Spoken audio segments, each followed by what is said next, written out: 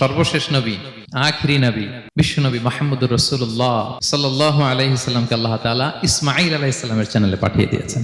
Changing the leadership from বনি Israil two বনি ইসমাঈল। ওনার অনন্য বৈশিষ্ট্য হচ্ছে উনি সাইয়্যিদু বুলদি আদম। পৃথিবীতে যত মানুষ এসছে সবার লিডার হবেন তিনি। He is the leader. অনেক লিডার আছে আমাদের সামনে, ভবিষ্যৎ লিডার। মাশাআল্লাহ, তাবারাকাল্লাহ। Leader is someone who knows the way, shows the way and goes the way. নেতা হচ্ছে সে জানে কোন রাস্তায় সে চলবে এবং সে অন্যকে রাস্তা দেখাতে পারে এবং সবাইকে নিয়ে ওই রাস্তায় চলে। হি ইজ দ্য লিডার। নেতাকে বক্তব্য করতে জানতে হয়। রাসূল সাল্লাল্লাহু আলাইহি ওয়াসাল্লাম বলতেন, উ'তিতু জাওয়ামিউল কালিম। আল্লাহ তাআলা আমাকে জাওয়ামিউল কালিম দিয়েছে। জাওয়ামিউল কালিম মানে কি? তিনি বলতেন কম, এটার অর্থ বেশি। কথা বলতেন এক দুই শব্দের, কিন্তু এটার যে দোতনা, এটার যে আবেদন, এটা মানুষের হৃদয়ে অনেক বড়, অনেক বেশি। সুবহানাল্লাহ। উ'তিতু জাওয়ামিউল কালিম, এটা বিষ্ণু সাল্লাল্লাহু আলাইহি ওয়াসাল্লামের একটা ইউনিকনেস। আর কাউকে আল্লাহ এটা দেননি। যা বলতেন concise in wording but comprehensive in meaning, very precise and clear. বিষ্ণু সাল্লাল্লাহু আলাইহি ওয়াসাল্লাম বলেন, খুতাবুকুম তাওয়িলা ওয়া সালাওয়াতুকুম কাসীরা। কিয়ামতের আগে তোমাদের বক্তব্য লম্বা হয়ে যাবে, নামাজ খাটো হয়ে যাবে। আসসালামু আলাইকুম ওয়া রাহমাতুল্লাহি ওয়া বারাকাতুহু। নাহমাদুহু ওয়া নুসাল্লি আলা রাসূলিহিল কারীম। আম্মা বা'দু ফাআউযু বিল্লাহি মিনাশ শাইতানির রাজীম। বিসমিল্লাহির রহমানির রহিম। ربنا وابعث فيهم رسولا منهم يتلو عليهم آياتك ويعلمهم الكتاب والحكمة ويزكيهم إنك أنت العزيز الحكيم. صدق الله العظيم. رب اشرح لي صدري ويسر لي أمري واحلل عقدة من لساني يفقهوا قولي. এনটিভি দর্শক ফোরাম মালয়েশিয়ার আয়োজনে মালয়েশিয়ার রাজধানী কুয়ালালামপুরের আমপাং এলাকায় অবস্থিত হোটেল ইন্টারকন্টিনেন্টালের কনফারেন্স রুমে আজকের এই সিরাত সন্ধ্যা 2024-এ যারা আপনারা উপস্থিত হয়েছেন, আপনাদের সবাইকে জানাচ্ছি আন্তরিক শুভেচ্ছা এবং মোবারকবাদ। আহলান ওয়া সাহলান ওয়া মারহাবান বিকুম ফি হাযাল লিকা আত-তাইয়্যিব আল মুবারাক। আমরা শুরুতেই আল্লাহ রাব্বুল ইজ্জত জালালের দরবারে শুকরিয়া জ্ঞাপন করছি যে আল্লাহ তাআলা আমাদেরকে সর্বকালের সর্বশ্রেষ্ঠ মানব বিশ্বনবী মুহাম্মদুর রাসূলুল্লাহ সাল্লাল্লাহু আলাইহি ওয়াসাল্লামের উম্মত হিসেবে কবুল করেছেন। আমরা পড়ি আলহামদুলিল্লাহ। অসংখ্য লাখো কোটি অযুত লক্ষ নিযুত কোটি দুরুদ এবং সালাম বিষ্ণু ঈসা ইসলামের প্রতি, যিনি আজীবন আমাদেরকে to the right sense of direction, সঠিক পথের দিশা, আলোর দিশা দেখাবার জন্য চেষ্টা করে গিয়েছেন। আল্লাহুম্মা সাল্লি ওয়া সাল্লিম ওয়া বারিক আলাইহি। আমি শুরুতেই সবাইকে আবারও ফরমালি থ্যাঙ্কস জানাই, ধন্যবাদ জানাই যে আপনারা অনেক ব্যস্ত মানুষ। আর রবিবারে এটা একটা বিজনেস আওয়ার, বিজনেস টাইম মালয়েশিয়াতে। আর অনেককেই তো চিনি, আমি তো প্রায় এক যুগ এখানে, সবাইকে চিনি। সব ব্যবসায়ীরা আসছে এখানে, মাশাআল্লাহ। তো আপনাদের যে ব্যবসা ব্যস্ততা, এগুলোকে পেছনে রেখে আজকের এই সিরাত সন্ধ্যায় আপনারা একত্রিত হয়েছেন। আপনাদের সবাইকে আন্তরিক শুভেচ্ছা এবং অভিনন্দন জানিয়ে শুরু করছি। যে টপিকটি নিয়ে আমি কথা বলতে চাই সেটি হচ্ছে প্রিয় নবীজির স্বতন্ত্র বৈশিষ্ট্য অথবা প্রফিটিক ইউনিক ফিচার্স। আল্লাহ তাআলা বিষ্ণু ইসলামকে কিছু অনন্য বৈশিষ্ট্য দিয়েছিলেন, স্বতন্ত্র বৈশিষ্ট্য, যেটা আর অন্য কোনো নবীকে দেননি। শুধু আমাদের পেয়ারা হাবিবই পেয়েছিলেন এই বৈশিষ্ট্যগুলো। উনি ছাড়া পৃথিবীর দ্বিতীয় কেউ এই বৈশিষ্ট্যের অধিকারী হতে পারেন। এই অনন্য বৈশিষ্ট্য কি? সে সমস্ত স্বতন্ত্র বৈশিষ্ট্য যেগুলো দিয়ে আল্লাহ তাআলা বিষ্ণু ইসলামকে ধন্য করেছেন। এই বৈশিষ্ট্যগুলো নিয়ে আজকে আমরা জানবার চেষ্টা করব, কিভাবে আমাদের নবী unique. Some distinctive characteristics of Prophet Muhammad sallallahu alaihi wasallam. এই টপিকের উপর আমরা কিছু কথা শুনবো ইনশাআল্লাহ। আমরা যদি একটু পেছন থেকে শুরু করি, ব্যাক টু দ্য হিস্ট্রি, তাহলে দেখবো এই যে বিষ্ণু ঈসা ইসলাম 570 খ্রিস্টাব্দে আব্দুল্লাহ এবং আমেনা ওনাদের ঘর উজাড় করে আলোকিত করে পৃথিবীতে শুভাগমন করেছিলেন। এ ধরার বুকে ওনার শুভাগমনের 2000 বছর আগে সাইয়েদনা ইব্রাহিম আলাইহিস সালাম ওনার আগমনের জন্য আল্লাহ তাআলার কাছে প্রার্থনা করেছিলেন। We have to connect the dots. History বুঝতে হলে আপনাকে ডটগুলো একটু কানেক্ট করে নিতে হবে। বিষ্ণু ঈসা ইসলাম এই ধরার বুকে শুভাগমনের 2000 বছর আগে মক্কার ধুধুমরু প্রান্তরে আল্লাহর খলিল ইব্রাহিম আলাইহিস সালাম আল্লাহর কাছে একটা দোয়া করেছিলেন। সেই দোয়াটি দিয়েই আমি শুরু করেছি। সূরাতুল বাকারার 129 নম্বর আয়াতে আল্লাহ তাআলা এই দোয়াটি, সাইয়েদনা ইব্রাহিম আলাইহিস সালামের দোয়াটি হুবহু কোট করেছেন। তিনি দোয়া করেছেন, রব্বানা ওয়াবআথ ফীহিম রাসূলাম মিনহুম ইয়াতলু আলাইহিম আয়াতিক ওয়া ইউআল্লিমুহুমুল কিতাবা ওয়াল হিকমাতা ওয়া ইউযাক্কিহিম ইন্নাকা আনতাল আজিজুল হাকীম। হে আমাদের রব, এই জনপদে তাদের মধ্য থেকে আপনি একজন রসুল পাঠান, যিনি তাদেরকে আপনার আয়াত তেলাওয়াত করে শোনাবে, আপনার কিতাব শিক্ষা দিবে, প্রজ্ঞা শিক্ষা দিবে এবং তাদেরকে শুদ্ধাচারী বানাবে। এই দোয়াটা সেদিন ইব্রাহিম আলাইহিস সালাম করেছিলেন। আর এই দোয়ার বদৌলতে প্রায় 2000 বছর পরেই ধরার বুকে বিষ্ণু ইসা ইসলামের আগমন। সুবহানাল্লাহ বিহামদিহি। এবং রাসূল সাল্লাল্লাহু আলাইহি ওয়াসাল্লাম প্রায় বলতেন, আনা দাওয়াতু আবি ইব্রাহিম, আমি আমার পিতা, আদি পিতা ইব্রাহিমের দোয়ার ফসল। আমার পিতা আমার জন্য দোয়া করেছিলেন। সাইয়েদনা ইব্রাহিম আলাইহিস সালামের 2 সন্তান ছিল, ইসহাক এবং ইসমাঈল আলাইহিস সালাম। আই রিপিট, আমি আবারও বলি, একদিকে ইসহাক আরেকদিকে ইসমাঈল। আমার সাথে সাথে বলেন, একদিকে আরেকদিকে 2 সন্তান। তো এই যে ইসহাকের যে লিনিয়েজ বা চ্যানেল, পৃথিবীর সব নবী এই চ্যানেলে এসেছে। সেদিন ইসমাইলের লিনিয়েজ বা চ্যানেলে কোন নবী আসেনি। হাজার হাজার নবী, শত শত নবী সাইয়েদনা ইব্রাহিম আলাইহিস সালামের পরে যারাই এসেছে সবাই ইসহাকের চ্যানেলে এসেছে। ইসমাইল ইসলামের চ্যানেলে কোনো নবী নেই। এবং পৃথিবীর সব নবীরা ওনাদের উম্মতের কাছে বলতেন যে এই যে নবী আসার ধারাবাহিকতায় সর্বশেষ একজন নবী আসবেন, তিনি হবেন সবার সেরা, সবার সেরা নবী হবেন। তাহলে ইব্রাহিম আলাইহিস সালামের 2 সন্তান, একদিকে ইসহাক আর একদিকে ইসমাইল। নবী এসেছে কি ইসমাইলের চ্যানেলে না ইসহাকের চ্যানেলে? ইসহাকের চ্যানেল। হাজার হাজার prophet came to this channel, এই চ্যানেলে এসেছে। এবং তারা সবাই বলতো সর্বশেষ যিনি আসবে তিনি হবেন সবার সেরা। ফলে এই জেনারেশনগুলোতে তাদের মধ্যে একটা বদ্ধমূল ধারণা হয়ে গিয়েছিল যে সর্বশেষ নবীটা যে আসবে উনিও এই চ্যানেলেই আসবে। যে তারা দেখতে পাচ্ছেন হিস্ট্রিক্যালি এই চ্যানেলে, ইসমাইলের চ্যানেলে কোনো নবী নাই, নবী ছাড়া একটা চ্যানেল। সব নবী আসছে ইসহাক আলাইহিস সালামের চ্যানেলে। ফলে তাদের একটা ধারণা ছিল সর্বশেষ সর্বসেরা যে নবী উনিও আসবেন এদিক দিয়ে। কিন্তু আল্লাহ তাআলা তাদের ধারণাকে নস্যাৎ করে দিয়ে সর্বশেষ নবীকে ইসহাকের চ্যানেলে পাঠান নাই। সর্বশেষ নবী, আখিরি নবী, বিশ্বনবী মুহাম্মদুর রাসূলুল্লাহ সাল্লাল্লাহু আলাইহি সাল্লামকে আল্লাহ তাআলা ইসমাঈল আলাইহিস সালামের চ্যানেলে পাঠিয়ে দিয়েছেন। দেখছেন, চেঞ্জিং দ্য লিডারশিপ ফ্রম বনি ইসরাইল টু বনি ইসমাঈল। সাইয়েদনা ইব্রাহিম আলাইহিস সালামের ছেলের নাম ইসহাক, ইসহাকের ছেলের নাম ইয়াকুব। ইয়াকুব আলাইহিস সালামের একটা উপাধি হচ্ছে ইসরাইল। ইসরাইল মানে হচ্ছে আব্দুল্লাহ, মানে আল্লাহর বান্দা।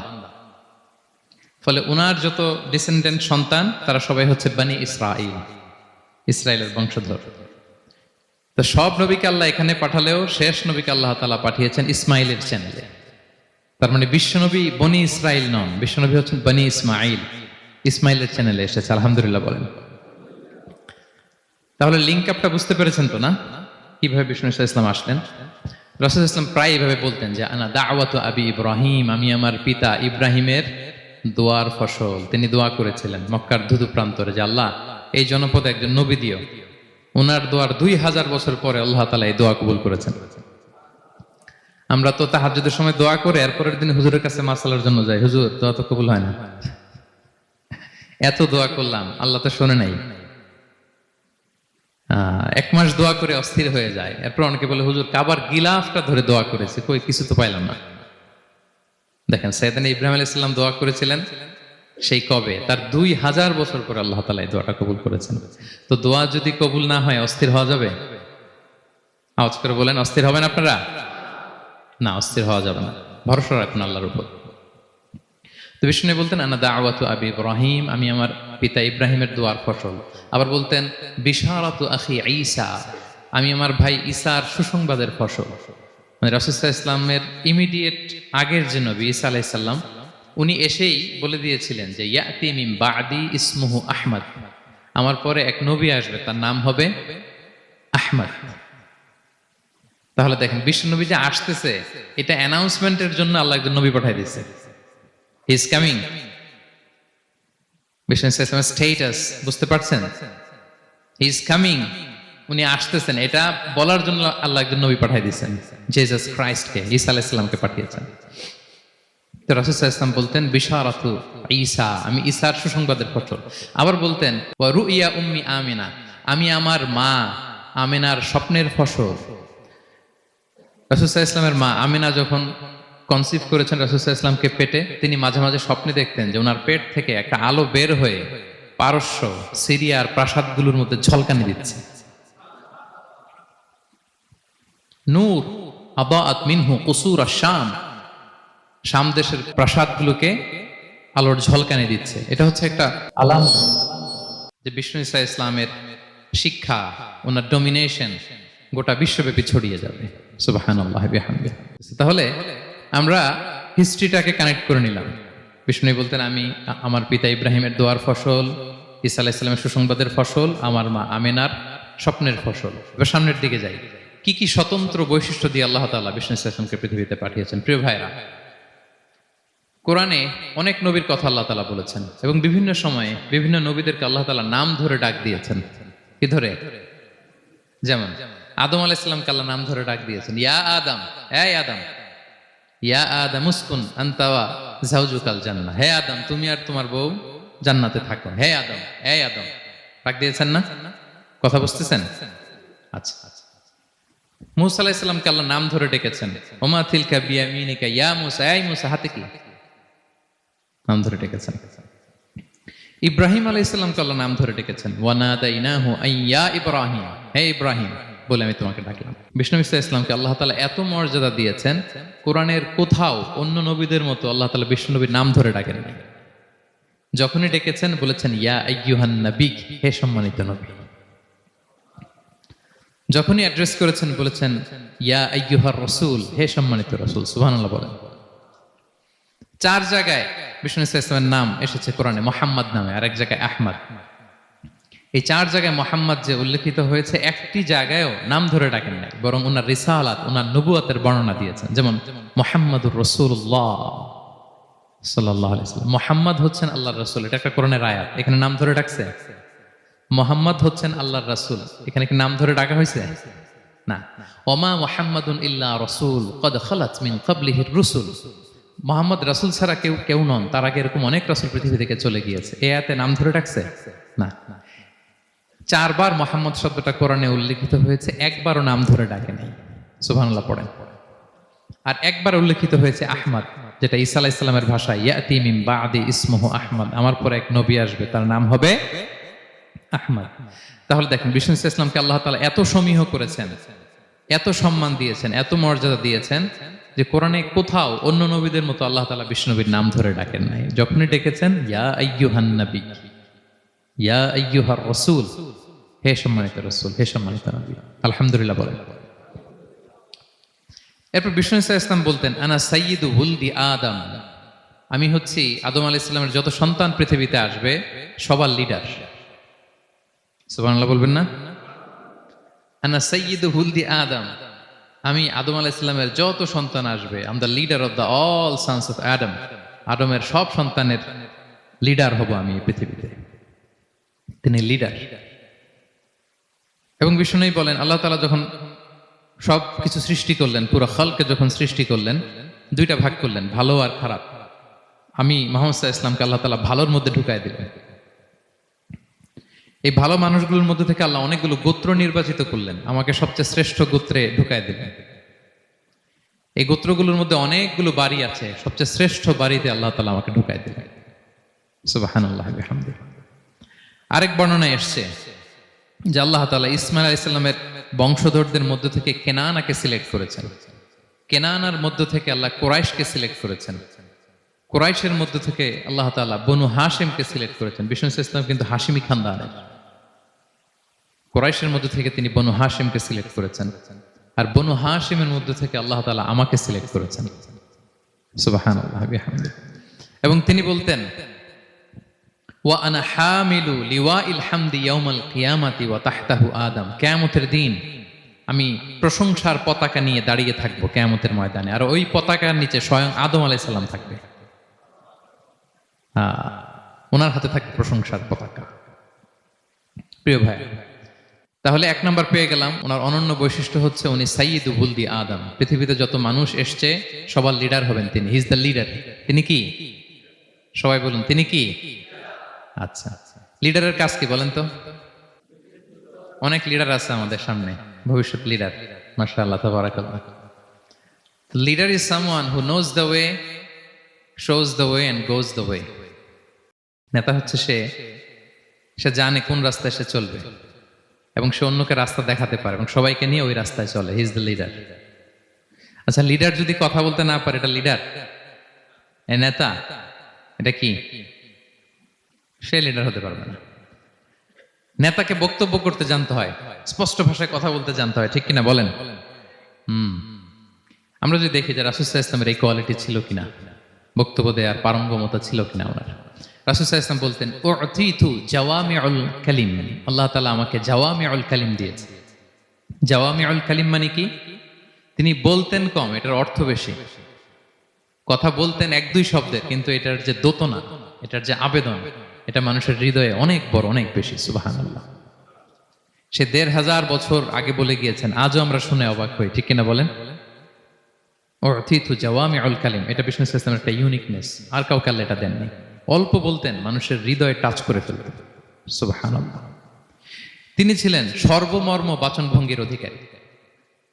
যা বলতেন concise in wording but comprehensive in meaning. শব্দে এটা ছোট, কম, কিন্তু ভেরি কম্প্রিহেন্সিভ। বোঝায়, ব্যাখ্যা, এক্সপ্লেনেশন এটার অনেক বেশি। Very precise and clear. যা বলতেন প্রিসাইজ এন্ড ক্লিয়ার। কতটা প্রিসাইজ এন্ড ক্লিয়ার? আম্মাজান আয়েশা বলেন, ওনার স্ত্রী কি বলেন আমাদের আম্মাজান শোনেন। তিনি বলতেন, লাউ আদ্দাহু লাআদ্দু লা আহসাহু। বিষ্ণু সাল্লাল্লাহু আলাইহি ওয়াসাল্লাম এত প্রিসাইজ এন্ড ক্লিয়ার বক্তব্য দিতেন, কেউ যদি গুনতে চাইতো, দেখি কয়টা বাক্য বলছে, গোনা যেত। কেউ যদি গুনতে চাইতেন এখানে কয়টা শব্দ ছিল, তাও গোনা যেত। ওনার বক্তব্যে কয়টা বাক্য, কয়টা শব্দ, এটা গোনা যেত। কারণ ছোট বক্তব্য দিতেন। আমরা তো লম্বা চড়া বক্তব্য না দিলে হয় না। অল্পতে শেষ করলে বলে, হুজুর কি বললেন, ওয়াজ তো করলেন না। অল্পতে শেষ করলে বলে, মন ভরে নাই, আরেকটু বলেন। হ্যাঁ, বিষ্ণু সাল্লাল্লাহু আলাইহি ওয়াসাল্লাম বলেন, কিয়ামতের আলামত হচ্ছে খুতাবুকুম তাওয়িলা ওয়া সালাওয়াতুকুম কাসীরা। কিয়ামতের আগে তোমাদের বক্তব্য লম্বা হয়ে যাবে, নামাজ খাটো হয়ে যাবে। হ্যাঁ, নামাজ খাটো, বক্তব্য লম্বা না। বক্তব্য হইতে হবে ভেরি প্রিসাইজ এন্ড ক্লিয়ার। তাহলে আম্মা জান আয়েশা বলেন, এত সুন্দর প্রিসাইজ এন্ড ক্লিয়ার বক্তব্য দিতেন, গুনতে চাইলে গুনা যেত। কি কি বলেছেন? সুবহানাল্লাহ বলি সবাই। আবার তিনি বলতেন, ইয়াতাকাল্লামু বিকালামিন বাইয়িন ফাস। খুব সুস্পষ্ট কথা বলতেন বিষ্ণু সাল্লাল্লাহু আলাইহি ওয়াসাল্লাম। ইয়াতাহাফফাযুহু মান জালাসা ইলাই। এত স্পষ্ট, আশেপাশে যারা শুনতো সহজেই মুখস্থ করে ফেলতে পারতো। এই যে সাহাবারা এত হাদিস বর্ণনা করেছে কিভাবে? কারণ ভেরি প্রিসাইজ এন্ড ক্লিয়ার, শুনলেই মুখস্থ হয়ে যায়। আমরা নবীর এত হাদিস বলতে পারি কিভাবে? Very precise and clear. কারো কথা তো মনে থাকে না, ওনার কথা মনে থাকে কি করে? ভেরি প্রিসাইজ এন্ড ক্লিয়ার, শুনলেই মনে রাখা যায়। আবার গুরুত্বপূর্ণ কথা 3 বার বলতেন। কয়বার? 3 বার। একবার তিনি বলতেছেন, আত্তাকওয়া হা হুনা, হা হুনা, হা হুনা। তাকওয়া আছে এখানে, এখানে, এখানে। আমরা তো তাকওয়া বানাই ফেলছি এখানে। তাকওয়া বানাই ফেলছি জুব্বার ভিতরে, এই টুপির ভিতরে, তসবির ভিতরে বানাই ফেলছি তাকওয়া, তাই না? কিন্তু বিষ্ণু সাল্লাল্লাহু আলাইহি ওয়াসাল্লাম কি বলেছেন দেখেন, তিনি বলেন, আত্তাকওয়া হা হুনা। তাকওয়া থাকে কোথায়? হৃদয়ে। ওয়া ইউশিরু ইলা সাদরিহি সালাসা মাররাত। 3 বার ইঙ্গিত করেছেন। হ্যাঁ, দাড়ি, টুপি, জুব্বা, তাসবিহ অনেক গুরুত্বপূর্ণ অনুষঙ্গ ইসলামের, কিন্তু আসল তাকওয়া থাকে কোথায়? হৃদয়। তাহলে এটা গুরুত্বপূর্ণ কথা, 3 বার ইঙ্গিত করেছেন। কয়বার? তাহলে এটা হচ্ছে বিষ্ণু সাল্লাল্লাহু আলাইহি ওয়াসাল্লামের একটা ইউনিকনেস। কথা বলতেন কম, এটার দোতনা, এটার আবেদন মানুষের হৃদয়ে ছাপিয়ে যেত। উতিতু জাওয়ামিউল কালিম। বিষ্ণু বলেন, আল্লাহ তাআলা আমাকে জাওয়ামিউল কালিম দিয়েছে। আমি বলি কম, কিন্তু এটার মিনিং অনেক স্ট্রং। বিষ্ণু সাল্লাল্লাহু আলাইহি ওয়াসাল্লাম আবার বলেছেন যে, নুসিরতু বির-রু'বি মাসিরাতা শাহর। আল্লাহ তাআলা আমাকে ভয় দিয়ে সাহায্য করেছেন। কি দিয়ে? ভয় দিয়ে। রাসূল সাল্লাল্লাহু আলাইহি ওয়াসাল্লাম যেখানে থাকতেন, তার ডানে বায়ে সামনে পেছনে 1 মাসের ডিস্টেন্সের ভেতরে যদি কোনো শত্রু থাকতো রাসূলের, রাসূল সাল্লাল্লাহু আলাইহি ওয়াসাল্লামের ভয়ে ওর অন্তরে ধুকধুকানি শুরু হয়ে যেত, ত্রাসের কম্পন শুরু হয়ে যেত। 1 মাস রাসূল সাল্লাল্লাহু আলাইহি ওয়াসাল্লাম এখানে পৌঁছতে লাগবে কয় মাস? এত দূরে থাকতো, নবী সাল্লাল্লাহু আলাইহি ওয়াসাল্লামের কোনো শত্রু যদি থাকতো ডানে বায়ে, রাসূল সাল্লাল্লাহু আলাইহি ওয়াসাল্লামের ভয়ে তাদের হৃদয়ে ত্রাসের কম্পন শুরু হতো। সুবহানাল্লাহ বলেন। বিষ্ণু সাল্লাল্লাহু আলাইহি ওয়াসাল্লামের ইউনিকনেস, এটা আল্লাহ কাউকে দেন। ওনার আরেকটা ইউনিকনেস হচ্ছে উনি খাতামুন নবিয়্যিন, সর্বশেষ নবী। আওয়াজ করে বলেন, বিশ্ব নবীর পরে আর কোন নবী আসবে? মা কানা মুহাম্মাদুন আবা আহাদিম মির রিজালিকুম ওয়ালাকিন রাসূলুল্লাহি ওয়া খাতামান নবিয়্যিন। He is the last messenger. ওনাকে ছাড়া নবুয়তি পূর্ণতা পায় না।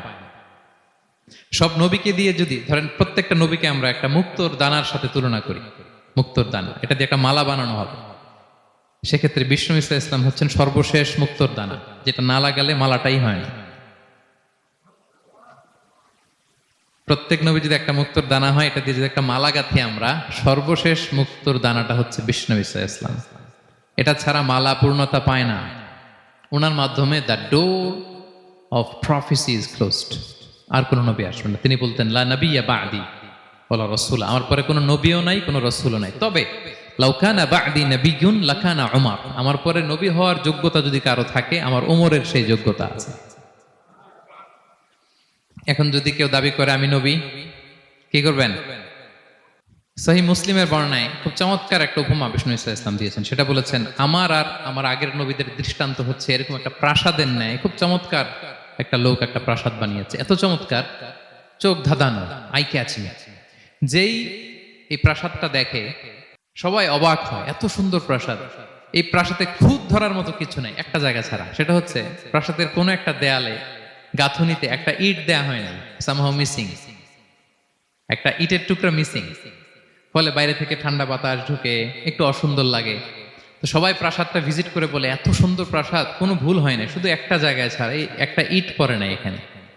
এটা দিলে পুরো প্রাসাদটা পূর্ণ হয়ে যেত। তো ইটকে আরবিতে বলে লাবিনা। বিষ্ণু ইসা ইসলাম বলেন আনাল লাবিনা, আমি হচ্ছি সেই নবুয়তির প্রাসাদের ইট, আমাকে না দিয়ে নবুয়তের প্রাসাদই পূর্ণতা পায় না। আনাল লাবিনা, ওইখানে আমাকে সেট করে দিলেই নবুয়তের প্রাসাদ পূর্ণতা পেয়ে যায়। আল্লাহু আকবার বলেন। তিনি সবার জন্য নবী হয়ে এসেছেন, সবার জন্য। অন্য কোন নবীর ক্ষেত্রে এটা প্রযোজ্য না।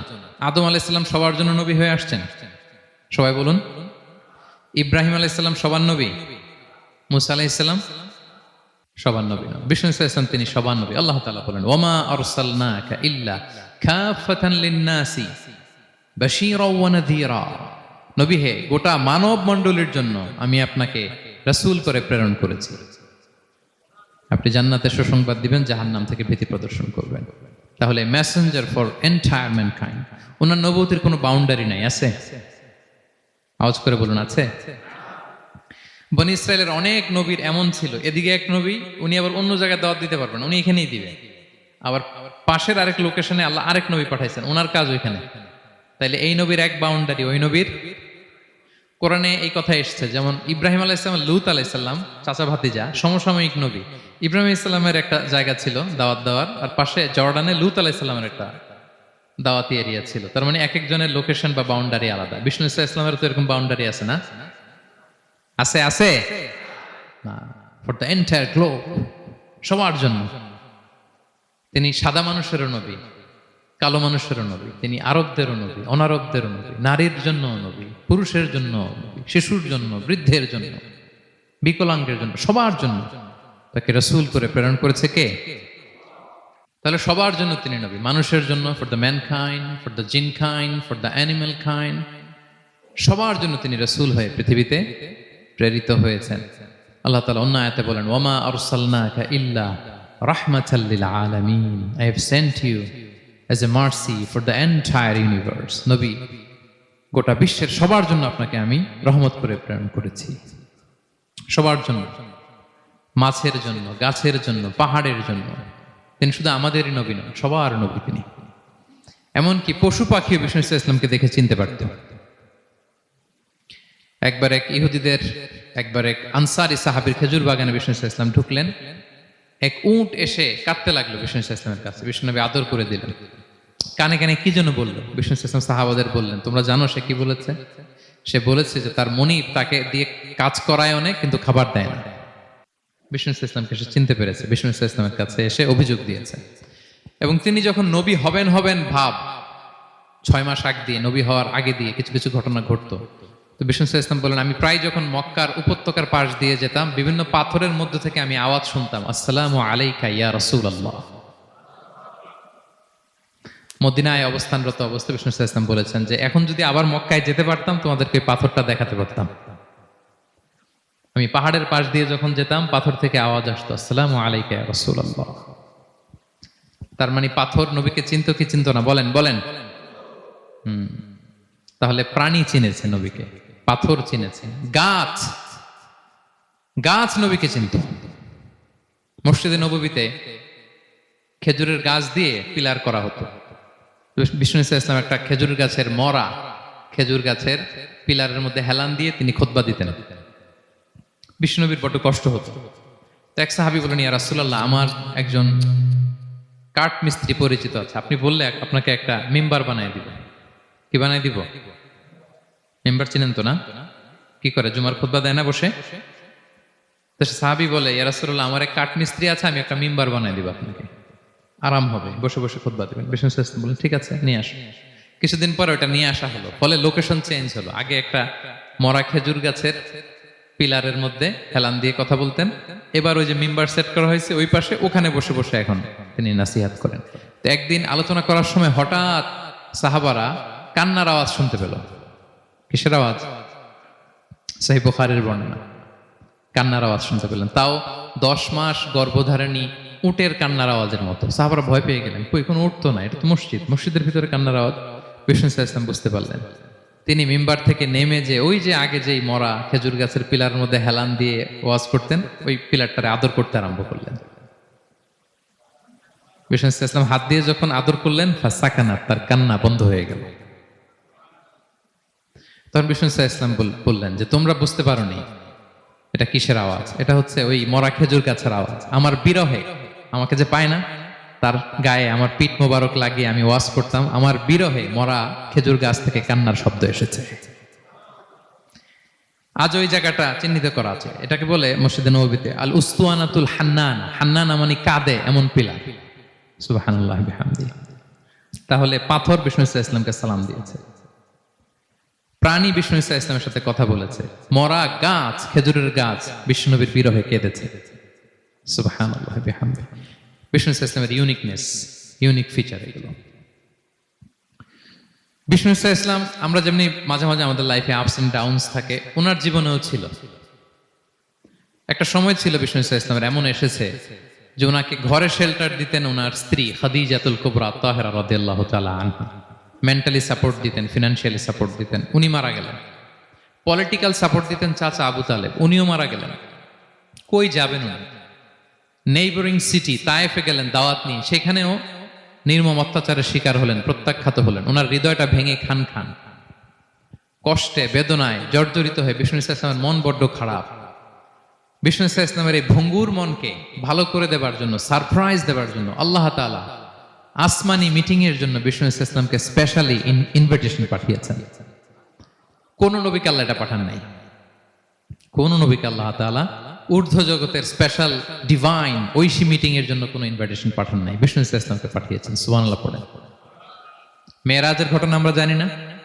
আল্লাহ তাআলা সূরাতুল ইসরাতে বলেন, সুবহানাল্লাযী আসরা বিআবদিহি লাইলাম মিনাল মাসজিদিল হারামি ইলাল মাসজিদিল আকসা। মসজিদুল হারাম থেকে আল্লাহ তাআলা বিষ্ণু ইসলামকে মসজিদুল আকসাতে নিয়ে গিয়েছেন। এই ইসরা মেরাজ 2 পার্ট।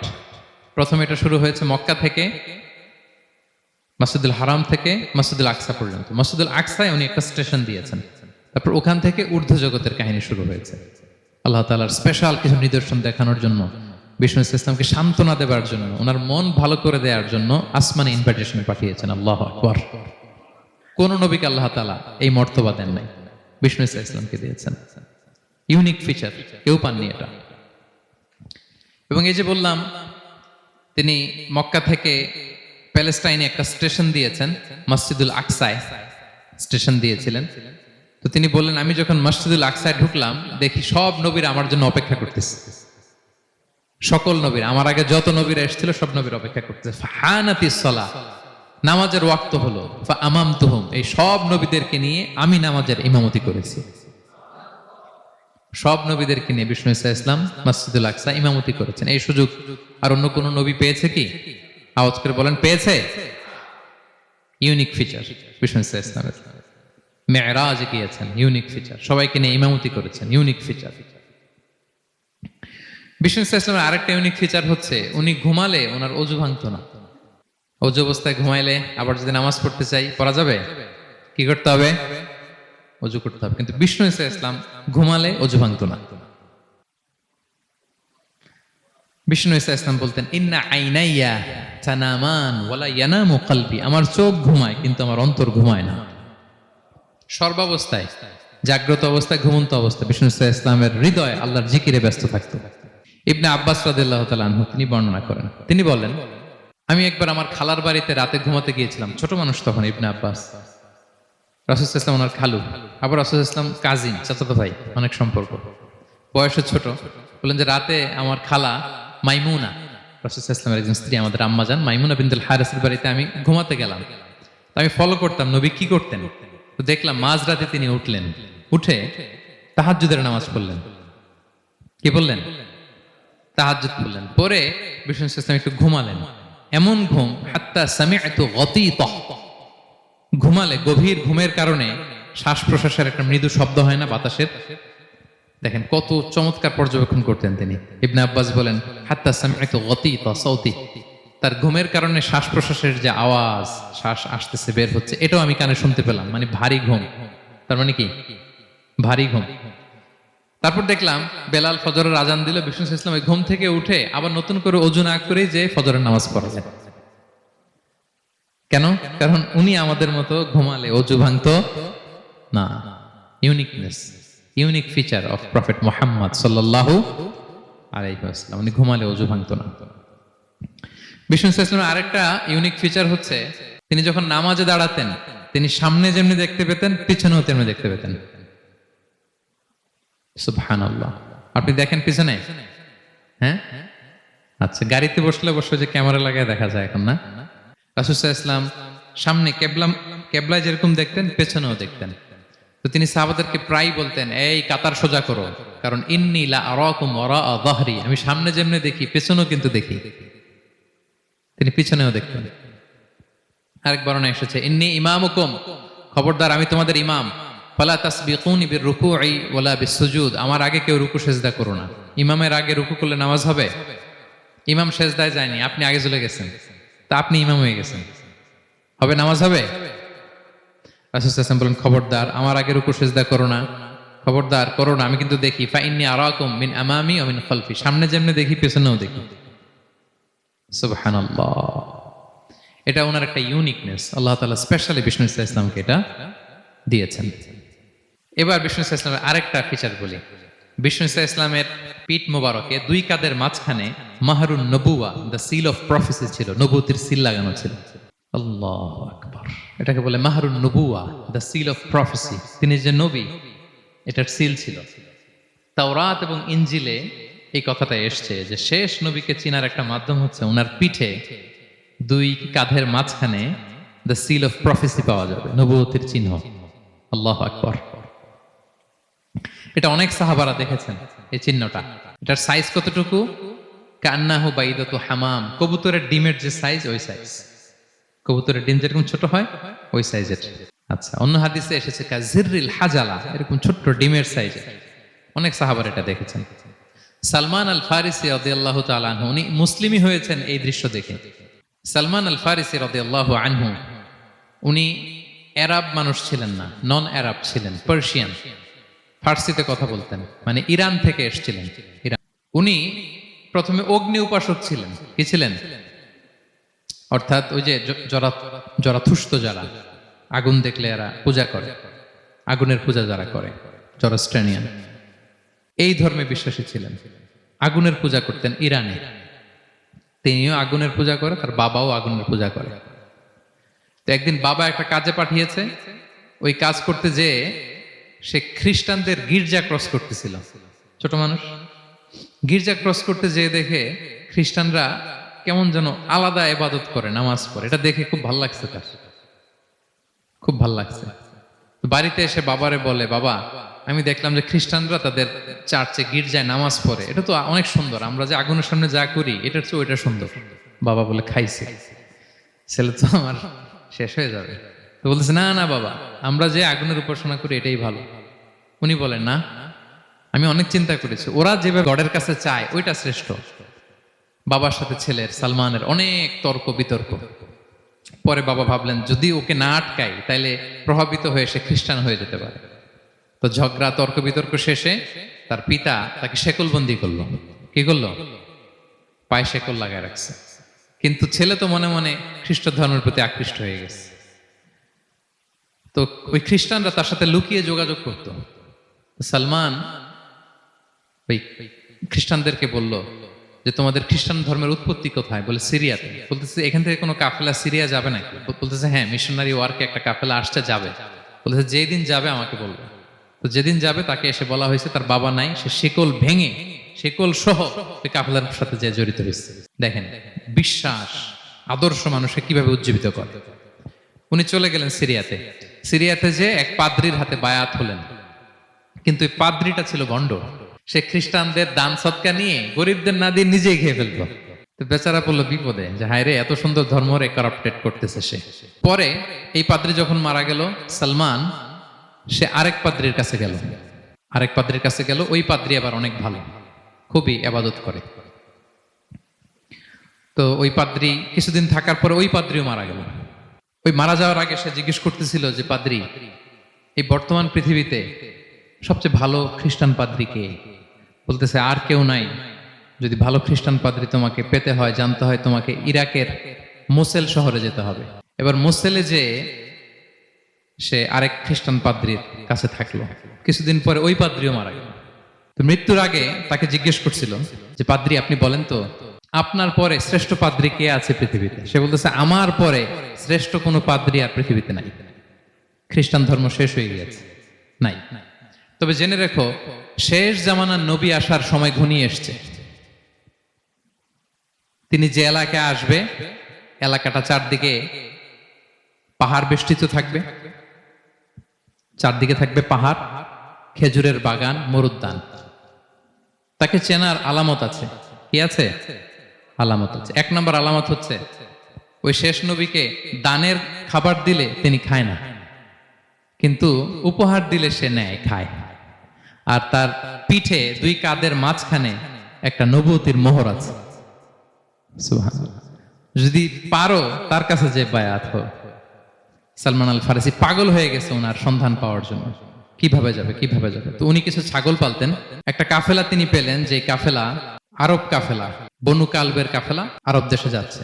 তাদের সাথে তিনি চুক্তি করলেন যে আমার যত ছাগল আছে এই ছাগলগুলো তোমাদের দিয়ে দিব, তোমরা কি ওই এলাকায় আমাকে পৌঁছে দিবা? তারা বললেন হ্যাঁ পৌঁছে দিব।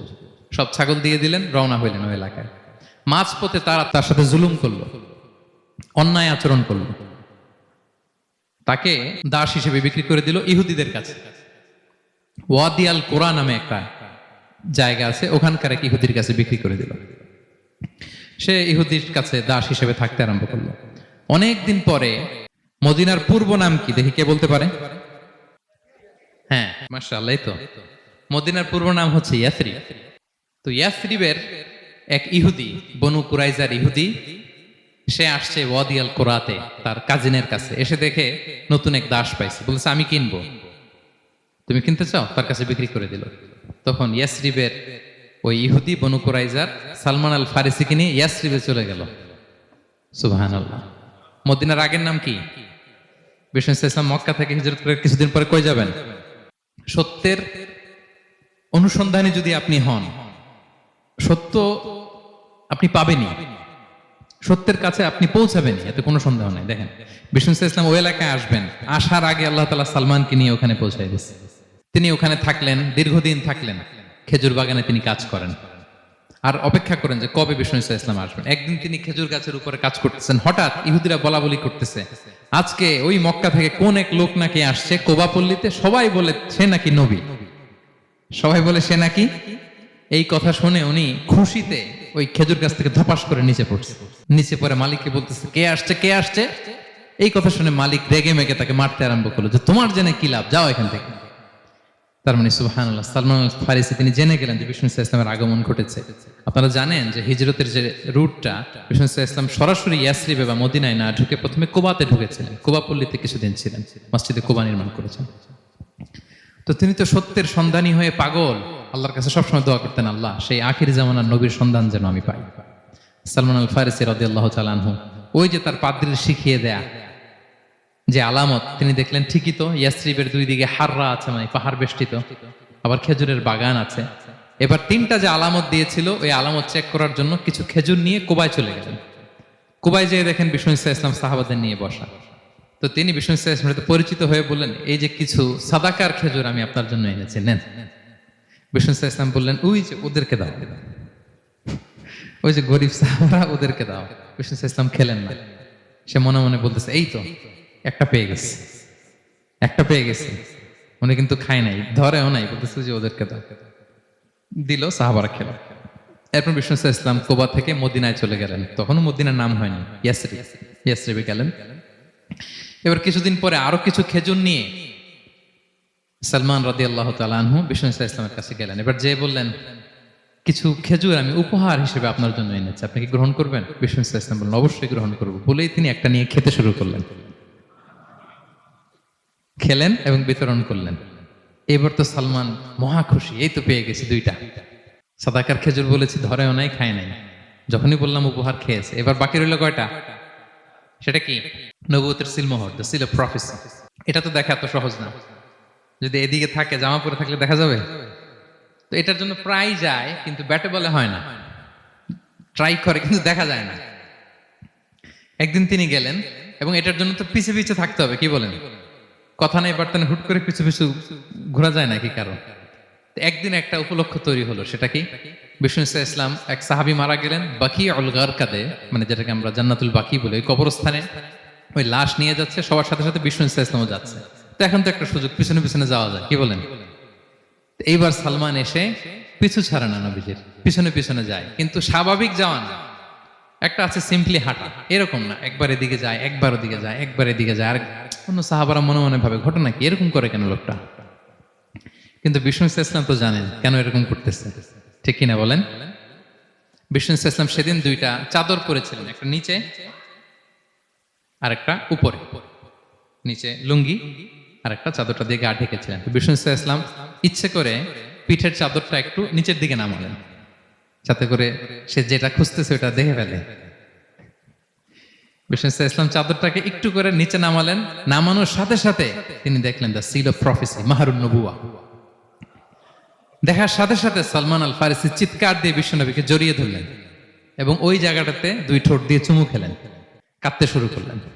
বিষ্ণু ইসলাম বললেন, কেন কাঁদো তুমি? এতক্ষণ আমি আপনাদেরকে যা শোনালাম, সালমান পুরো ঘটনাটা বিষ্ণু ইসলামের কাছে বর্ণনা করলেন। বললেন, ইয়া রাসূলুল্লাহ, এই জন্য কাঁদি। আমি ছিলাম অগ্নি উপাসক, সত্যের সন্ধানে আমি খ্রিস্ট ধর্ম গ্রহণ করেছি। 3 খ্রিস্টান পাদ্রী শেষ করে সর্বশেষ যে ভালো পাদ্রীটা, উনি বলছে যে উনি মরার পরে আর কেউ ভালো পাদ্রী নাই, আখির জামার পায়গাম্বার আগমনের সময় এসেছে। পাহাড়ি এলাকা, চারদিকে খেজুর বাগান, এরকম জায়গায় উনি আসবে। আর 3টা সাইন বলেছে, উনি সাদাকা খায় না, উপহার নেয়, খায়, আর তার পিছনে থাকবে মাহরুন নবুয়া, নবুয়তি সিল। সুবহানাল্লাহ। বিষ্ণু ইসলাম খুশি হলেন, তাকে শাহাদা পড়ালেন এবং বললেন যে, তোমার এই দাসত্ব থেকে মুক্তির জন্য কি লাগবে? সে বলে যে, আমার চুক্তি হয়েছে 300 খেজুর গাছ লাগবে। কয়শো? বিষ্ণু ইসলাম বললেন, কে আছো তোমাদের ভাইকে সাহায্য করবা? কেউ 20টা, কেউ 30টা, কেউ 40টা। সব সাহাবারা ডোনেট করে 300 খেজুর দিয়ে দিলেন, খেজুরের গাছ হয়ে গেল। আর 40 গ্রাম স্বর্ণ, এটাও দিতে হবে। তো কোন এক যুদ্ধে বিষ্ণু ইসলাম একটা ছোট্ট স্বর্ণের টুকরে পেয়েছিলেন, বললেন, যাও এটা নিয়ে ওজন দাও, ওজন দিলে দেখবা হয়ে গেছে। ওইটা নিয়ে ওজন দেয়া হলো, দেখা গেল মুহূর্তে একেবারে সমানে সমানে 40 গ্রাম হয়ে গেছে। সালমান আল ফারিসি রাদিয়াল্লাহু তাআলা আনহু তারপর থেকে মৃত্যুর আগ পর্যন্ত বিষ্ণু ইসলামের সাথে ছিলেন, সবগুলো যুদ্ধে অংশগ্রহণ করেছেন। এবং 5ম হিজরিতে ওই যে পরীক্ষা খননের কথা আমরা জানি না, দ্য ব্যাটল অফ ট্রেঞ্চ, এই বুদ্ধিটা আসছিল সালমান রাদিয়াল্লাহু তাআলা আনহুর মাথা থেকে। এটা হচ্ছে ওনার ব্রেন চাইল্ড। কারণ আরব দেশে এরকম পরীক্ষা খনন করার ট্রেডিশনই ছিল না। উনি তো আরব দেশের না, আসছে পারস্য থেকে। ওনার এই বুদ্ধি পরামর্শ নিয়ে বিষ্ণু ইসলাম 5ম হিজরিতে পুরো মদিনার চারদিকে খনন করে এই পরীক্ষা করেছিলেন। সুবহানাল্লাহ পড়েন।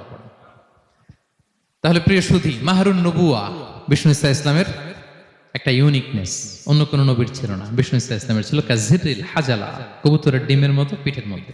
বিষ্ণু ইসলাম ইন্তেকালের আগে ওনাকে অপশন দেয়া হয়েছে, নবী আপনি চাইলে থেকে যেতে পারেন আজীবন, আর চাইলে আমার কাছেও চলে আসতে পারেন। You have option. বিষ্ণু ইসলাম তার রবের সাথে সাক্ষাৎকে চুজ করেছেন এবং ইন্তেকালের আগে তিনি পড়েছিলেন, আল্লাহুম্মা গফিরলি ওয়ারহামনি ওয়ালহিকনি বির রফিকিল আ'লা। আল্লাহ আপনি আমাকে ক্ষমা করুন, আল্লাহ আপনি আমার প্রতি রহম করুন, আল্লাহ আমি আপনার সান্নিধ্যে যেতে চাই, পৃথিবীতে থাকতে চাই না। সুবহানাল্লাহ। অপশন দেয়া হয়েছে, আপনারা অপশন দেয়া হবে। হ্যাঁ, চাইলে আজীবন থাকেন। আমরা অপশন পেলে তো বলতাম আল্লাহ যা হয়েছে এখানেই থাকতে চাই। কি বলেন? বিষ্ণু ইসলাম বলেছেন ইলা রফিকিল আ'লা, হে আল্লাহ আমি আপনার সান্নিধ্যে যেতে চাই। বিষ্ণু ইসলাম ইন্তেকাল করলেন এবং উম্মার জন্য এটা সবচাইতে বড় ফিতনা এবং পরীক্ষা ছিল। এর চেয়ে বড় কষ্টদায়ক বিষয় ছিল না উম্মার জন্য বিষ্ণু ইসলামের ইন্তেকাল। তিনি যখন ইন্তেকাল করলেন সাহাবারা পাগলের মতো হয়ে গেল। ওমরে ফারুক উনি বিশ্বাসই করে না, মানে আমার নবী মরতে পারে এটা উনি ভাবতেই পারেন। উনি নাঙ্গা তলোয়ার বের করে বলতে আরম্ভ করলেন, যে বলবে মোহাম্মদ মারা গিয়েছে আমি তার গর্দান উড়িয়ে ফেলব। পরিস্থিতি অত্যন্ত ভয়ঙ্কর। আবু বকর রাদিয়াল্লাহু তাআলা আনহু তিনি আয়াত তেলাওয়াত করলেন, ওমা মুহাম্মাদুন ইল্লা রাসূল ক্বাদ খালাত মিন ক্বাবলিহির রুসুল। মুহাম্মদ রাসূল ছাড়া কিছু নন, তার আগে অনেক রাসূল এভাবে চলে গেছে। তিনি যদি মারা যায় বা শহীদ হয় তোমরা কি আবার আগের কুফরিতে ফিরে যাবে? এই আয়াত যখন তেলাওয়াত করলেন ওমরে ফারুক হাঁটু গেড়ে বসলেন। তিনি বললেন, এই আয়াত তো আমি আগেও জানতাম, অনেক তেলাওয়াত করেছি, কিন্তু আমার মনে হলো এই মাত্র আয়াতটা নতুন করে শুনলাম, এই মাত্রই বোধহয় কোরআনের এই আয়াতটা নাজিল হয়েছে। সাকিফায়ে বনু সাঈদার মধ্যে সবাই বসে আবু বকর রাদিয়াল্লাহু তাআলা আনহুকে খলিফা হিসেবে নির্বাচিত করা হলো। বিষ্ণু ইসলামের ইন্তেকাল শেষ, গোসল দেয়া শেষ। আমরা যেমনি মারা গেলে আমাদের জামা খুলে অন্য একটা জামা পরিয়ে গোসল দেয়া হয়, বিষ্ণু ইসলামের ক্ষেত্রে এটা হয়নি। ওনার গায়ের জামা খোলা হয়নি, যেই জামাটা ছিল ওই জামাটার উপরই গোসল দেয়া হয়েছে। ওনার ইউনিকনেস। এবং বিষ্ণু ইসলামের জানাজার নামাজে কেউ ইমামতি করেনি। কে হবেন ইমাম? উনিই তো ইমাম, গোটা বিশ্বের ইমাম, ঠিক কিনা বলেন? কে হবে ওনার জানাজার ইমাম? কেউ না। সাহাবারা ডিসাইড করলেন কেউ ইমামতি করবে না। 5-7 জন করে দরজা দিয়ে, এই দরজা দিয়ে ঢুকে নিজেরা জানাজার নামাজ পড়ে ওদিক দিয়ে বের হয়ে যাচ্ছে। এইভাবে পুরা উম্মাহ সব সাহাবারা নিজেরা জানাজার নামাজ পড়েছে। এবং নবীদের বৈশিষ্ট্য হচ্ছে নবীরা যেখানে মারা যায় ওখানেই কবর দিতে হয়, জানেন এটা? বিষ্ণু ইসলাম মারা গিয়েছিলেন আম্মাজান আয়েশা রাদিয়াল্লাহু তাআলা আনহার ঘরে, ফলে ওখানেই বিষ্ণু ইসলামের কবর হয়েছে, ওখানেই কবর।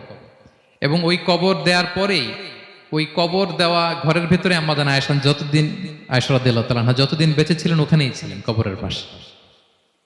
এরপরে বাবা মারা গেলেন আবু বকর, বিষ্ণু ইসলামের পাশে কবর দেয়া হলো, বাবা আর স্বামীর পাশেই থাকলেন। এরপর ওমরে ফারুক মারা গেলেন, ওনারও কবর দেয়া হলো। কিন্তু এখন তো আর বাবা আর স্বামীর সাথে পর্দা নাই, ওমরে ফারুকের সাথে তো পর্দা আছে। তো তখন তিনি ঘরটা হয়ে গেছে ছোট, 3টা কবরে অনেক জায়গা স্পেস নিয়ে গেছে, এখন অল্প একটু জায়গা, পর্দা টাঙাই দিলেন ওমরে ফারুকের সাথে পর্দা হিসেবে ছোট্ট একটা জায়গায়, যতদিন বেঁচে ছিলেন ওখানটাতেই ছিলেন। ওমরে ফারুক যখন আমিরুল মুমিনিন খলিফা, তখন ছেলে আব্দুল্লাহকে পাঠিয়েছিলেন যে যাও একটা অনুমতি আগে থেকে নিয়ে রাখো আম্মাজান আয়েশার কাছ থেকে, যেহেতু ঘরটা ওনার, ওনাকে বলে রাখো যে আমি মারা গেলে যেন আমার 2 বন্ধু মুহাম্মদ সাল্লাল্লাহু আলাইহি ওয়াসাল্লাম এবং আবু বকরের পাশে যেন কবর দেয়া হয়। তো আব্দুল্লাহ এসে বলল, আব্বা জান তো এই পয়গাম পাঠিয়েছেন। তো আয়েশা রাদিয়াল্লাহু তাআলা আনহা বললেন, আমার খুব ইচ্ছা ছিল আমি আমার স্বামী এবং বাবার পাশে শোব, কিন্তু আমিরুল মুমিনিন যখন চেয়েছেন এটাকে আমি ফিরিয়ে দিতে পারি না। ঠিক আছে যাও, তোমার আব্বাকে বলো তোমার আব্বাই শোবেন ওই জায়গায়। আচ্ছা। তো ওমরে ফারুক আপনারা জানেন অ্যাসাসিনেশনে ইন্তেকাল করেছেন, আত্মাইর আঘাতে ছুরিকাঘাত করা হয়েছে, কয়েকবার স্টেবিং। এত জখম হয়েছে, দুধ দিলে ওই জায়গা দিয়ে দুধ বের হয়ে যায়, নাবিজ পানি দিলে বের হয়ে যায়। তো সবাই বলল, আমিরুল মুমিনিন আপনি এবার ওসিয়ত করেন, কে হবে আপনার পরে লিডারশিপ, কে নিবে? মুসলিম উম্মাহ তো অনেক বড় হয়ে গেছে। তখন তিনি ওসিয়ত করলেন এবং ছেলেকে আব্দুল্লাহকে আবার বললেন যে আব্দুল্লাহ আবার যাও, যে আম্মাজানের থেকে অনুমতি নাও। বলতেছে অনুমতি না নিলাম আর অনেক আগে, উনি তো বলছে আপনি মারা গেলে ওখানেই শোবেন। বলতেছে না, তখন আমি আমিরুল মুমিনিন ছিলাম, এখন তো কিছুক্ষণ পরেই মারা যাবে, এমনও হতে পারে আমার ভয়ে বা লজ্জায় তখন অনুমতি দিছে, এখন আর দিবেন, আবার যাও। আবার গেল, আয়েশা রাদিয়াল্লাহু তাআলা আনহা বললেন, না এখন আমি আগের কথার উপরে আছি, তোমার আব্বাই সেখানে শোবে। সুবহানাল্লাহ। ওমরে ফারুক ওখানে শুলেন, তখন তিনি পর্দা আরম্ভ করলেন আম্মাজান আয়েশা। তাহলে রাসূল সাল্লাল্লাহু আলাইহি ওয়াসাল্লামের কবরটা হচ্ছে আম্মাজান আয়েশা রাদিয়াল্লাহু তাআলা আনহার ঘরের ভেতরেই। আপনারা মসজিদে নববী যারা ভিজিট করেছেন তারা জানেন যে আপনারা যখন কিবলামুখী হয়ে নামাজ পড়েন, বাম দিকে বিষ্ণু ইসলামের কবর, সেখানে রাসূল সাল্লাল্লাহু আলাইহি ওয়াসাল্লামের পাশে আবু বকর এবং ওমরে ফারুক রাদিয়াল্লাহু তাআলা আনহুমা শুয়ে আছেন। রাসূল সাল্লাল্লাহু আলাইহি ওয়াসাল্লামের কবর থেকে মিম্বার পর্যন্ত এই পুরো জায়গাটা রাউদাতুম মিন রিয়াদিল জান্নাহ, দুনিয়ার বুকে জান্নাতের একটা টুকরা। এবং আম্মাজান আয়েশা বলতেন যে আমাকে আল্লাহ এমন কিছু দিয়েছেন যেটা অন্য নারীকে দেননি। কি কি? 1 নাম্বার, আমি হচ্ছে একমাত্র বিষ্ণু ইসলামের কুমারী স্ত্রী। আয়েশা রাদিয়াল্লাহু তাআলা আনহা ছাড়া আর যত স্ত্রী ছিলেন সবাই ছিলেন বিধবা, তিনি একমাত্র কুমারী স্ত্রী। তিনি এবং রাসূল সাল্লাল্লাহু আলাইহি ওয়াসাল্লাম যখন শীতের রাতে একই কম্বলের নিচে রাত্রি যাপন করতেন তখনও কোরআনের আয়াত নাজিল হতো। আম্মা জান আয়েশা বলেন, আমার চরিত্রের উপর কালিমা লেপন করতে চেয়েছিল মদিনার মুনাফিকেরা, আমার পবিত্রতা বর্ণনা করে সূরা আহজাবে আল্লাহ তাআলা কোরআনের আয়াত নাজিল করেছেন। আমার ঘরের মধ্যে বিষ্ণু ইসলামের কবর এবং আমার কোলে মাথা রেখে বিষ্ণু ইসলাম শেষ নিঃশ্বাস ত্যাগ করেছেন। অন্য কোন নারীকে, কোন স্ত্রীকে আল্লাহ তাআলা এই সৌভাগ্য দেন নাই। আল্লাহু আকবার। তার বিষ্ণু ইসলামের একটা ইউনিকনেস হচ্ছে, কেউ ওনার জানাজার নামাজের ইমামতি করেন নাই, কেউ করেননি, আলাদা আলাদা ভাবে লোকজন নামাজ পড়েছে। উনি উনার কবরে এখনো জীবিত অবস্থায় আছেন, হায়াতুন নবী। তবে আমরা এখন যেরকম জীবিত এরকম নয়, বারজাকি জগতের জীবিত। তিনি ইন্তেকাল করেছেন, মৃত্যুবরণ করেছেন নিঃসন্দেহে, তিনি বারজাকি জগতে চলে গিয়েছেন, কিন্তু সেই জগতে তিনি জীবিত। আমরা যখন নবী সাল্লাল্লাহু আলাইহি ওয়াসাল্লামকে সালাম দেই, দুরূদ পাঠ করি, বিষ্ণু সাল্লাল্লাহু আলাইহি ওয়াসাল্লাম কবর থেকে ওই সালামের উত্তর দেন। আল্লাহ তাআলা ওনার রূহটাকে ফিরিয়ে দেন, উত্তর দেন। সাহাবারা বললেন, ইয়া রাসূলুল্লাহ, কিভাবে আপনি উত্তর দেন? আপনার দেহ মাটি খেয়ে ফেলবে না? রাসূল সাল্লাল্লাহু আলাইহি ওয়াসাল্লাম বললেন, ইন্নাল্লাহা তাবারাকা ওয়া তাআলা হাররামা আলাল আরদি আজসাদাল আম্বিয়া। আল্লাহ তাআলা নবীদের দেহকে নষ্ট করা মাটির জন্য হারাম করে দিয়েছেন। কোনো মাটি কোনো নবীর দেহকে টাচ করতে পারে না, নষ্ট করতে পারে না। নবীরা কবরে জীবিত, সেখানে সালাত আদায় করে, তাদেরকে স্পেশাল রিজিক দেওয়া হয়। এটাকেই বলা হয় হায়াতুন নবী, তিনি বারজাকি জগতে জীবিত। আচ্ছা, এবার কিয়ামতে বিষ্ণু সাল্লাল্লাহু আলাইহি ওয়াসাল্লামের কি ফিচার থাকবে একটু কিয়ামতেরটা শুনে শেষ করি। বিষ্ণু সাল্লাল্লাহু আলাইহি ওয়াসাল্লাম বলেন, আনা আউয়ালু মান ইয়ানশাক্কু আনহুল কবরু। কিয়ামতের দিন ময়দানে মাহশারে, হাশরের ময়দানে সর্বপ্রথম আমি কবর ফুঁড়ে উপরে উঠে দাঁড়াবো। কে উঠে দাঁড়াবে? বিষ্ণু সাল্লাল্লাহু আলাইহি ওয়াসাল্লাম সর্বপ্রথম কবর ফুঁড়ে উনি উঠে দাঁড়াবেন। এবং হাশরের ময়দানে উনি কোথায় দাঁড়াবেন? ওনার জন্য একটা স্পেশাল জায়গা থাকবে, জায়গাটার নাম হচ্ছে মাকামে মাহমুদ। জায়গাটার নাম কি? মাকামে মাহমুদ। ওইখানে বিষ্ণু সাল্লাল্লাহু আলাইহি ওয়াসাল্লাম মাকামে মাহমুদে দাঁড়াবেন। আল্লাহ তাআলা বলেন, ওয়ামিনাল লাইলি ফাতাহাজ্জাদ বিহি নাফিলাতাল লাক আসা আই ইয়াবআসাকা রাব্বুকা মাকামাম মাহমুদা।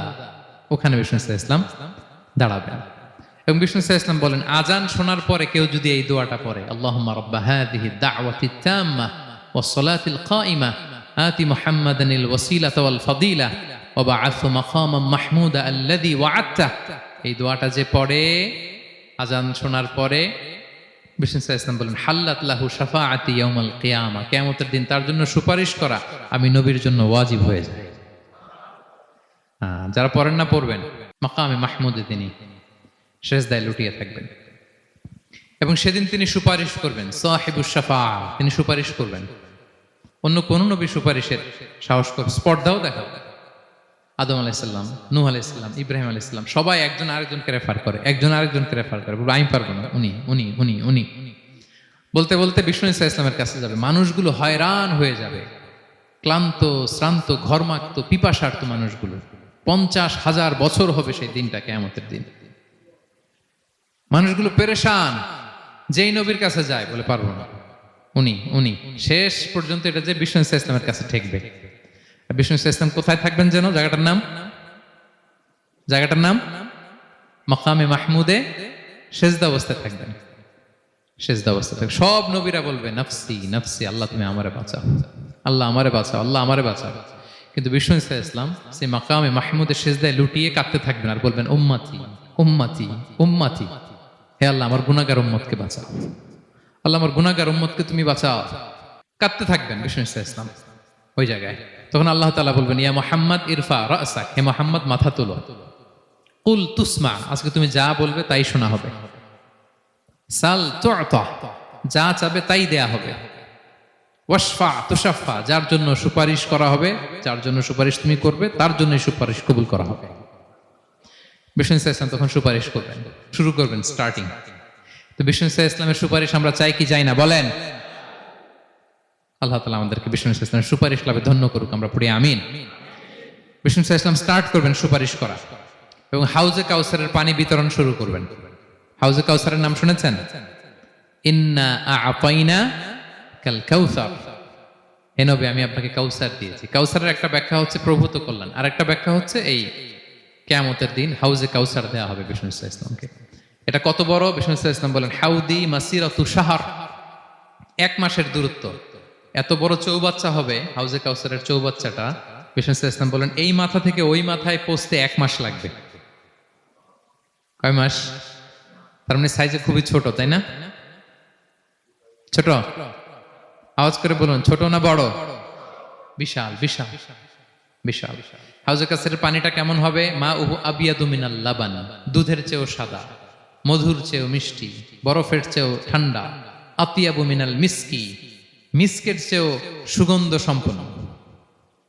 কি জানুহু কানুজুমিস সামা, আকাশের তারা যত বেশি, হাউজে কাউসারের যে পান পেয়ালা থাকবে আশেপাশে পেয়ালাগুলোর সংখ্যা আকাশের তারার চাইতেও বেশি। বিষ্ণু ইসলাম হাউজে কাউসারের পানি বিতরণ করবেন, সবাই বিশ্বাসী উম্মতেরা সেটা পান করবে। আর একবার যে পান করবে চিরকালের জন্য গলা থেকে তৃষ্ণা মিটে যাবে। সুবহানাল্লাহ। একদল এসে বলবে ইয়া রাসূলুল্লাহ আমাদেরকে দেন, আমাদেরকে দেন। তখন ফেরেশতারা বলবে ইয়া রাসূলুল্লাহ এদেরকে দিবেন না, কারণ ফা ইন্নাকা লা তাদরি মা আহদাসু বা'দাক, আপনি জানেন না তারা আপনার পরে আপনার দিনকে বিকৃত করেছে। কি করেছে? আপনি যে দিন ইসলাম রেখে গিয়েছেন ওইটা পালন না করে নিজের মন মতো অনেক কিছু ঢুকাইছে, লাফালাফি নাচানাচ, এরকম আছে না নাই? মন মতো বানাই নিছে। হে নবী আপনার পরে মন মতো তারা ইসলাম পালন করেছে, বিকৃত করেছে, আপনি তাদেরকে দিবেন না। নবী সাল্লাল্লাহু আলাইহি ওয়াসাল্লাম দিতে যাবেন, যখন এটা শুনবেন বলবেন সুহকান সুহকান লিমান গায়্যারা বা'দি, দূর হও দূর হও, যারা আমার পরে আমার রেখে যাও দিন ইসলামকে বিকৃত করেছো তাদের জন্য হাউজে কাউসারের পানি নয়, দূর হও। ফিহি আবারিকুল যাহাবি ওয়াল ফিদ্দা, যে পান পেয়ালাগুলো এগুলো made of silver and gold, সোনা রূপা দিয়ে তৈরি। সুবহানাল্লাহ বলেন। সুবহানাল্লাহ। আমরা যেন বিষ্ণু ইসলামের হাত থেকে নেয়া সে হাউজে কাউসারের পানি খেয়ে সেদিন আমাদের তৃষ্ণা নিবারণ করতে পারি। প্রিয় ভাইয়েরা, সর্বশেষ বিষ্ণু ইসলামের সর্বশেষ যে ফিচার সেটা হচ্ছে বিষ্ণু ইসলাম বলেন আনা আউয়ালু কারিই বাবিল জান্নাহ, I am the first one who knock the door of paradise. আমি হচ্ছি ওই ব্যক্তি যে সর্বপ্রথম আল্লাহর জান্নাতের দরজায় যে নক করবে। বিচার শেষে সর্বপ্রথম জান্নাতের দরজায় নক করবে কে? বিষ্ণু ইসলাম। তখন জান্নাতের দরজার রক্ষী ফেরেশতার নাম খাজেন। কি নাম? সে বলবে মানিল কারি, who is knocking the door? তখন বিষ্ণু ইসলাম বলবেন আনা মুহাম্মদ রাসূলুল্লাহ, আমি মুহাম্মদ রাসূলুল্লাহ বলছি। তখন খাজেন বলবে আহলান ওয়া সাহলান, আপনার জন্যই আমি অপেক্ষা করতেছি। আল্লাহ বলে দিয়েছেন আপনার আগে কারো জন্য যেন জান্নাতের দরজা খোলা না হয়। বিষ্ণু ইসলাম তার বিশাল উম্মতে মুহাম্মাদীকে নিয়ে জান্নাতের ভেতরে প্রবেশ করবেন।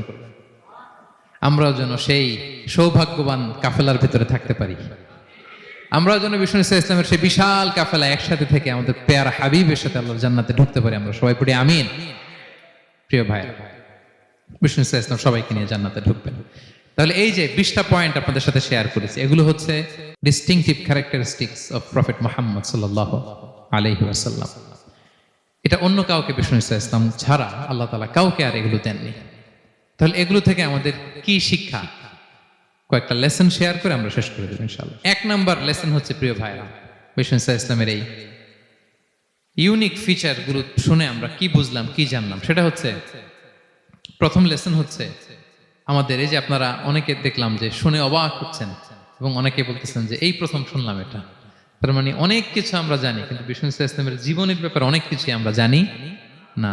আমরা কেউ শেক্সপিয়ার পড়েছি, কার্ল মার্কস পড়েছি, আমরা রবীন্দ্রনাথ পড়েছি ঠিকই, বঙ্কিমচন্দ্র চট্টোপাধ্যায় পড়েছি, শরৎচন্দ্র পড়েছি, হুমায়ুন আহমেদ পড়েছি, হ্যাঁ, হ্যারি পটার পড়েছি, কেউ কত কি যে উপন্যাস গল্প বাকি নাই আমাদের, সব পড়েছি, কিন্তু বিষ্ণু ইসলামের একটা সিরাত উল্টে দেখা হয়নি। এরকম আছে না নাই? অনেক পড়েছি কিন্তু বিষ্ণু ইসলামের সিরাত পড়ি নাই, তার মানে কিছুই পড়িনি। প্রথম লেসন হচ্ছে একবার হলেও জীবনে আমাদের বিষ্ণু ইসলামের সিরাতটা পড়ে দেখা উচিত। আগামী বছরের রবিউল আউয়াল আসার আগেই আমরা একটা ভালো সিরাত গ্রন্থ শুরু থেকে শেষ পর্যন্ত পড়ব। তাহলে রাসূল ইসলামের সিরাত যেন আমরা পড়ি প্রিয় ভাইরা। 1 নাম্বার লেসন, যারা পড়েছেন তারা আবার নতুন করে পড়বেন, নতুন করে রিভাইজ দিবেন। কি বলেন? 2 নাম্বার লেসন হচ্ছে কেন আমরা পড়ব? রাসূল ইসলামের জীবনী পড়ার মধ্য দিয়ে প্রিয় নবীজির প্রতি আমাদের ভালোবাসা বৃদ্ধি পায়। এই যে আজকে এটা শুনে আপনাদের প্রিয় নবী সাল্লাল্লাহু আলাইহি ইসলামের প্রতি আকর্ষণ ভালোবাসা বৃদ্ধি পেয়েছে না? বলেন, পেয়েছে। সিরাত যখন আপনি পড়বেন আপনি অবাক হবেন, এত চমৎকার জীবনে ছিল আমার প্রিয় নবীজির, ওনার প্রতি ভালোবাসা বৃদ্ধি পাবে। আর নবীর প্রতি ভালোবাসার দরকার আছে না নাই? বলেন, হুব্বুহু আল ঈমান, নবীর প্রতি ভালোবাসা এটা ঈমানের অংশ বা অঙ্গ না, নবীরে ভালোবাসাই হচ্ছে ঈমান। নবীর ভালোবাসাটাই কি? ঈমান। আপনার নবীর ভালোবাসা নাই তো আপনার ঈমানই নাই। বিষ্ণু বলেন, লা ইউমিনু আহাদুকুম হাত্তা আকুনা আহাব্বা ইলাইহি মিন ওয়ালাদিহি ওয়া ওয়ালিদিহি ওয়ান নাসি আজমাইন। বিষ্ণু বলেন, সে প্রকৃত মুমিনই হতে পারবে না যতক্ষণ না সে তার সন্তানের চেয়ে, তার পিতার চেয়ে, দুনিয়ার সবকিছুর চাইতে আমি নবীকে যদি বেশি প্রায়োরিটি না দেয়, আমি নবীকে যদি সবচেয়ে বেশি ভালো না বাসে, সে মুমিনই হতে পারবে না। তাহলে আমাদের হৃদয়ে সবচেয়ে বেশি থাকতে হবে বিশ্বনবীর ভালোবাসা, ঠিক কিনা বলেন? এই যে আমরা মুম্বাইতে ভারতের কারা কারা বিশ্বনবীর নামে কটূক্তি করেছে, হ্যাঁ, 12,000 নবী প্রেমিক মার্চ টু মুম্বাই ঘোষণা দিয়েছে, ঠিক কিনা বলেন? এটা হচ্ছে নবীর প্রতি ভালোবাসা, এটাই ঈমান। বিষ্ণু সাল্লাল্লাহু যখন এই হাদিস বললেন যে সবচাইতে যদি আমাকে কেউ ভালো না বাসে সে মুমিন নয়, ওমরে ফারুক তো অবাক হয়ে গেলেন। উনি কিছুক্ষণ আগে বলতেছিলেন যে ইয়া রাসূলুল্লাহ, আমি আপনাকে সবচাইতে বেশি ভালোবাসি, তবে ইল্লা নাফসি, আমার নিজের আত্মাটারে আমি এর চেয়ে বেশি ভালোবাসি, সবচেয়ে বেশি ভালোবাসি আমার আত্মাটারে, এরপরে ভালোবাসি আপনাকে। রাসূল সাল্লাল্লাহু আলাইহি ওয়াসাল্লাম বললেন, লা ইয়া ওমর, তোমার ঈমান এখনো পূর্ণ হয়নি। ওমরে ফারুক অবাক হলেন, শকড।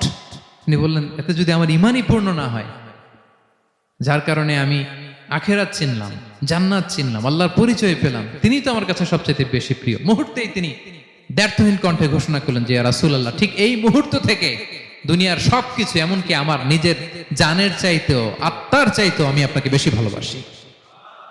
বিশ্বনবী বললেন, সহিহ বুখারীর বর্ণনা, আল আন ইয়া ওমর, ওমর এখন কামুলা ঈমানুক, এই মাত্র তোমার ঈমানটা পরিপূর্ণ হয়েছে। তাহলে আপনি যদি সিরাত পড়েন আপনার ঈমান পূর্ণ হবে, ঈমানের পূর্ণতা প্রাপ্তি হবে। 3 নম্বর লেসন হচ্ছে সিরাত পড়লে যে লাভ। রাসূল সাল্লাল্লাহু আলাইহি ওয়াসাল্লামের জীবনে অনেক আপস এন্ড ডাউনস ছিল, বিপদ ছিল, চড়াই উতরাই পেরিয়ে তিনি শেষ পর্যন্ত গিয়েছেন। এই বিপদগুলো আপনার জীবনেও আসে, সেক্ষেত্রে আপনি কানেক্ট করতে পারবেন। যেমন আপনার জীবনে আপনি অসুস্থ হন না মাঝে মাঝে, নবীও অসুস্থ হতেন, তো আপনি জানতে পারবেন যে উনি অসুস্থ হইলে কি করতেন। আপনার জীবনে যেমনি বিপদ আসে, রাসূল সাল্লাল্লাহু আলাইহি ওয়াসাল্লামের জীবনে তো বিপদ এসেছে, তাহলে বিপদগ্রস্ত হলে কি করতে হবে এটা আপনি জানতে পারবেন। যারা বিবাহিত, মাঝে মাঝে স্ত্রীর সাথে মনোমালিন্য হয় না? কথা কন না কেন? হয়। রাসূল সাল্লাল্লাহু আলাইহি ওয়াসাল্লামেরও হতো এটা, মানবীয় কারণে স্ত্রীদের সাথে মনোমালিন্য হতো। ওই পরিস্থিতিতে রাসূল সাল্লাল্লাহু আলাইহি ওয়াসাল্লাম কিভাবে ডিল করতেন? সমাধান পাবেন, সলিউশন পাবেন, সান্ত্বনা পাবেন। তাহলে জীবনের পরতে পরতে আপনি রাসূল সাল্লাল্লাহু আলাইহি ওয়াসাল্লামের সিরাত থেকে সমাধান খুঁজে পাবেন, সান্ত্বনা পাবেন যদি সিরাত পড়েন। 4 নাম্বার, সিরাত অধ্যয়নের মাধ্যমে তাকে ফলো করার অনুপ্রেরণা পাওয়া যায়। আমরা ফলো করব কাকে?